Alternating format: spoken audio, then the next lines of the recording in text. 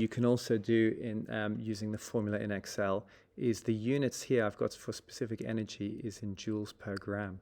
Now let's say we want to give this in specific energy in megajoules per kilogram.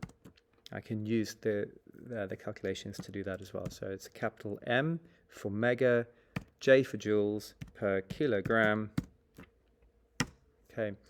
Now, in order to get this in megajoules, so I'm going from joules to megajoules, so that means I'm going to be dividing by 1,000,000 because mega is bigger, so I need to make my number smaller.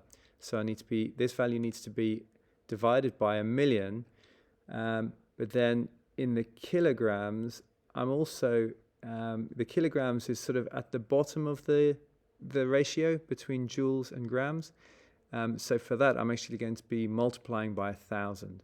So I'm dividing by 1,000,000, but I'm multiplying by 1,000. That's the same as dividing by 1,000. So the formula here is just going to be J2 divided by 1,000. If you're unsure how to get that 1,000, then you might want to make one column where you're dividing by 1,000,000 and then another one where you're multiplying by 1,000, but it'll give you the same values. Okay, and there's my value there. Now it's easier for me to give my values to the correct number of significant figures, which, given that the final temperature of the water is given to, the change in the temperature of water is given to 2 significant figures, I'm going to give this to 2 significant figures. So I'm just going to decrease that down like this, and I'm going to centralize it.